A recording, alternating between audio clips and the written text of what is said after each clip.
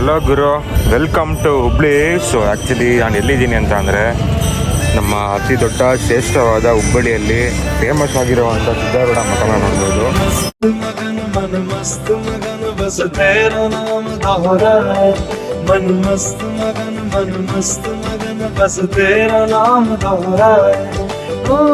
चाहे भी तो भूल न पाए मन मस्त मगन बस तेरा नाम दोहराए मन मस्त मगन तेरा नाम. ಅದ್ರ ಅಕ್ಕಪಕ್ಕ ನೀವೊಂದು ದೃಶ್ಯ ನೋಡಬೇಕು ಅಂತಂದರೆ ಸೊ ಇದು ಮೇನ್ ಎಂಟ್ರೆನ್ಸು. ಸೊ ಹಿಂಗೆ ಸೀದಾ ಹಿಂಗೆ ಬಂದರೆ so as you can see ನಮ್ಮ ಸಿದ್ಧಾರೂಢ ಮಠ ಸ್ವಾಮೀಜಿಯವರ ಮಠ ಇದೆ. ಏನು ಇಲ್ಲಿ ಎಂಟ್ರ್ ಆಗಿದ ತಕ್ಷಣ ಎಷ್ಟು ಸುಂದರವಾಗಿ ಇಲ್ಲಿ ಆರ್ಕಿಟೆಕ್ಚರ್ನ ಮಾಡಿದ್ದಾರೆ. ಸೊ ಅದಾದ ನಂತರ ಮುಖ್ಯವಾದ ನಮ್ಮ ಸಿದ್ಧಾರೂಢ ಸ್ವಾಮಿ ಮಹಾರಾಜರು ಇದ್ದಾರೆ. ಸೊ ದರ್ಶನ ಮಾಡ್ಕೊಂಬೋದು ಸುಮಾರು ಭಕ್ತಾದಿಗಳು ಇಲ್ಲಿ ಬರ್ತಾರೆ ಡೈಲಿ. ಅಕ್ಕಪಕ್ಕ ಊರಲ್ಲಿರೋರಾಗಲಿ ತುಂಬ ದೂರ ಇರೋರಾಗಲಿ ಬಂದ್ಬಿಟ್ಟು ಇಲ್ಲಿ ದರ್ಶನ ಮಾಡ್ಕೊಂಡು ಹೋಗ್ತಾರೆ. ಹಳೇ ಕಾಲದ ಫೋಟೋಗಳು ಎಲ್ಲ ಓಕೆನಾ. ಸೊ ಸುಮಾರು ಒಂದು 1800 ಇಸ್ವಿ ಫೋಟೋಗಳು ಅಂತಲೂ ಹೇಳ್ಬೋದು. ಮೇನ್ ಸಂದೇಶ ಏನು ಅಂತ ಅಂದರೆ ಯಾವುದೇ ರೀತಿಯಾಗಿ ಇವರು ಶ್ರೀಮಂತ ಇಲ್ಲ ಅವರು ಬಡವ ಇಲ್ಲ ಯಾವುದೇ ರೀತಿಯಾಗಿ ಒಂದು ಭೇದ ಭಾವ ಇಲ್ಲದೇ ಯಾವುದೇ ರೀತಿ ಜನಗಳಿಲ್ಲಿ ಬಂದರೆ ಅವರೊಂದು 100 ವರ್ಷ ಮುಂಚೆ ಇಲ್ಲ 500 ವರ್ಷ ಮುಂಚೆನೇ ಅಂತ ಅನ್ಬೋದು.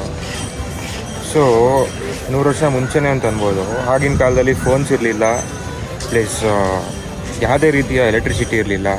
ಬರೀ ಕ್ಯಾಂಡಲಲ್ಲಿ ದೀಪ ಉರಿಸ್ಕೊಂಡಾಗಲಿ ಇಲ್ಲ ದೀಪ ಹಚ್ಚೋದಾಗಲಿ, ಅದಾದಮೇಲೆ ಎತ್ತಿನ ಗಾಡಿ ಉಪಯೋಗಿಸ್ಕೊಂಡು ಸಂಚಾರ ಮಾಡೋದಾಗಲಿ.